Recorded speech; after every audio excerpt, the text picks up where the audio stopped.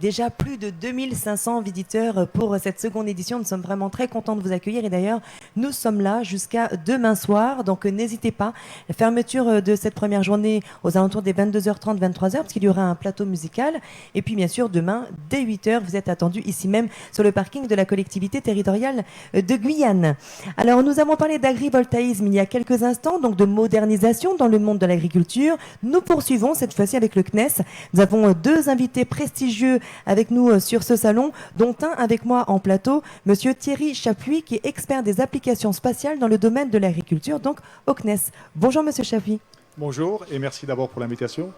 Alors merci beaucoup d'être avec nous. On salue bien entendu la présence de Françoise Douchin, experte des applications spatiales sur le territoire guyanais au CNES, mais qui elle aussi du coup est très prise parce qu'il y a beaucoup de gens qui sont au stand pour justement avoir des informations.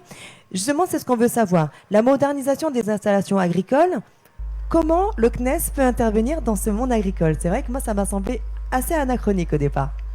Alors je pense que premièrement il faut un petit peu présenter le contexte global. Aujourd'hui, l'agriculture, elle doit faire face à des enjeux très importants. On lui demande de produire pour nourrir une population croissante. Donc il y a un besoin de produire une quantité plus importante de nourriture. Et on lui demande aussi d'être dans une logique d'être plus durable, donc de préserver l'environnement. Donc c'est une double contrainte pour l'agriculteur. Et l'idée, c'est qu'il faut essayer de l'accompagner pour justement atteindre ces deux objectifs. Et la transition vers une agriculture numérique lui permet de mieux maîtriser à la fois son processus de production et à la fois aussi donc l'évolution des méthodes qu'il va pouvoir mettre en œuvre pour être plus durable. J'ai donné deux exemples. Aujourd'hui, on a l'utilisation des engrais minéraux, donc les engrais chimiques. On sait, ils sont très importants, mais ils ont des effets pervers, en particulier sur la partie génération de gaz à effet de serre. Donc il faut essayer de les minimiser. Tout le monde est conscient des enjeux aujourd'hui de l'eau, qui va devenir de plus en plus critique. Donc ces deux exemples qui montrent qu'il va falloir aider l'agriculteur pour gérer au mieux ces matières-là qui sont importantes et indispensables pour son agriculture.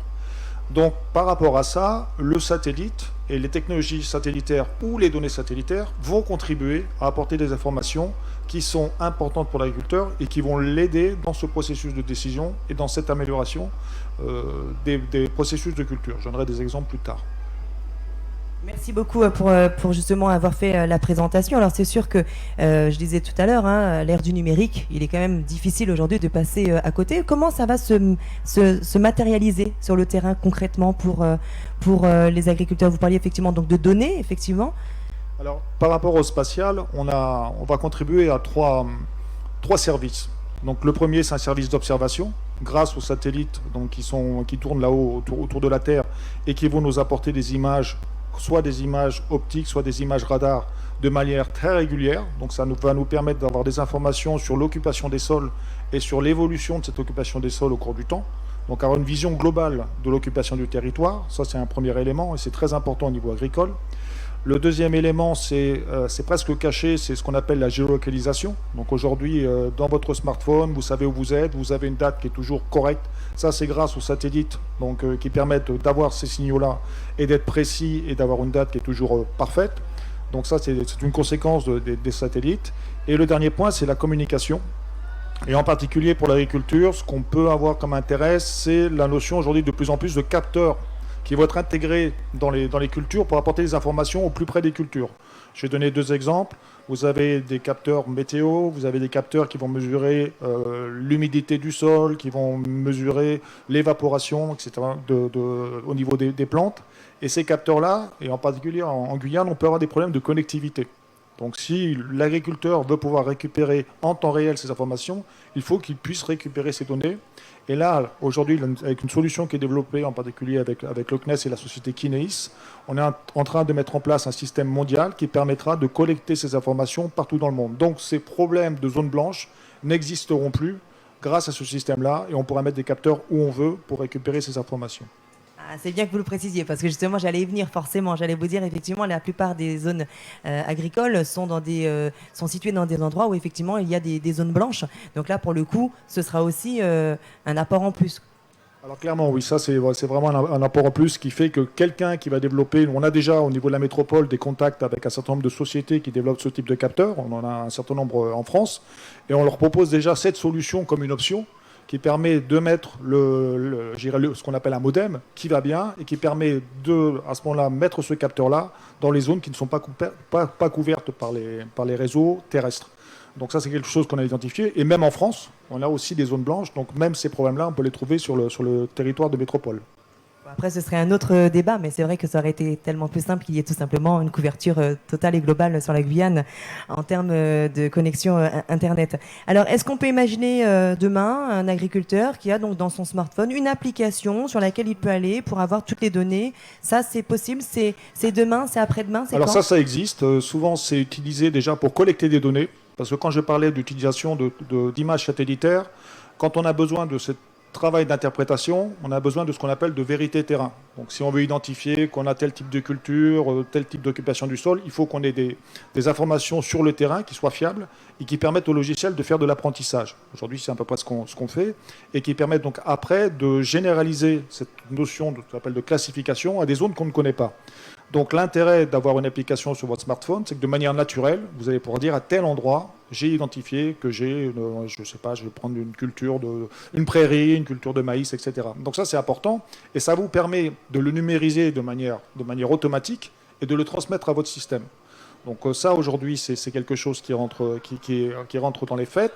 Et souvent, derrière aussi, dans cette numérisation, on a cette notion de ce qu'on appelle de système d'information géographique, où on va accumuler la carte ou l'image satellitaire que vous allez acquérir, une délimitation de vos parcelles, par exemple, très important par rapport à la PAC, où il faut que vous soyez capable de connaître vos parcelles, leur surface, pour prétendre aux subventions, et derrière, rajouter un certain nombre d'éléments, et ça a été mentionné tout à l'heure, qui vont conduire à créer ce qu'on appelle des outils d'aide à la décision.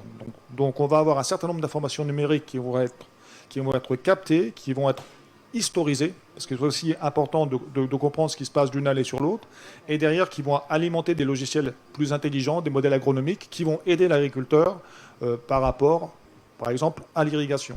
Donc aujourd'hui, toute cette chaîne-là numérique doit être mise en place, et le satellite y contribue. Et il y a aussi un élément que je n'ai pas mentionné et qui est fondamental, c'est les éléments de météo.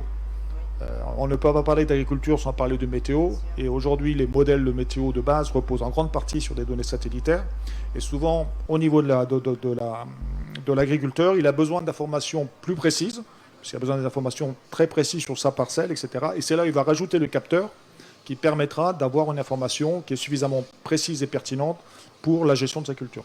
Donc ça remplace un peu le métier de certains experts du coup qui sont obligés d'aller sur place en général pour avoir toutes ces données-là.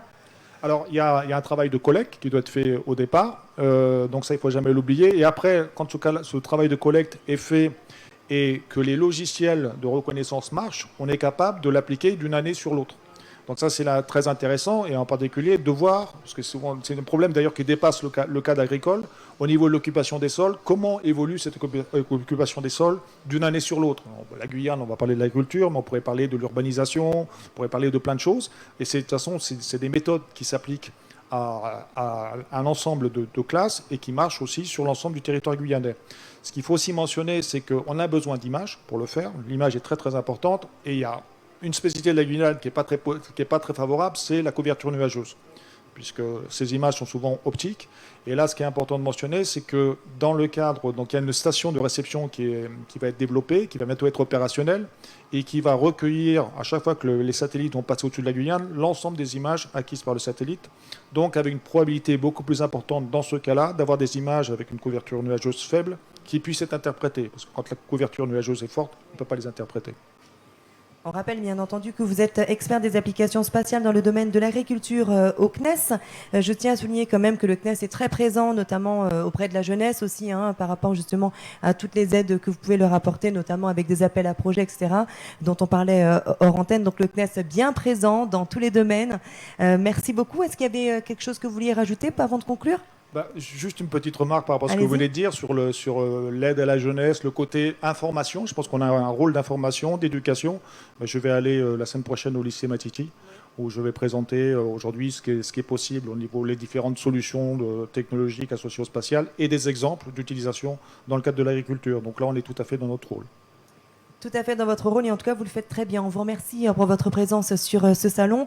On salue Madame Douchin-Françoise qui est également avec nous sur ce salon et puis il y a aussi des pom-pom girls qui sont venues avec nous que l'on salue voilà et qui sont avec nous. Merci beaucoup Monsieur Thierry Chapuis. Merci beaucoup. À bientôt, C'est un merci. plaisir.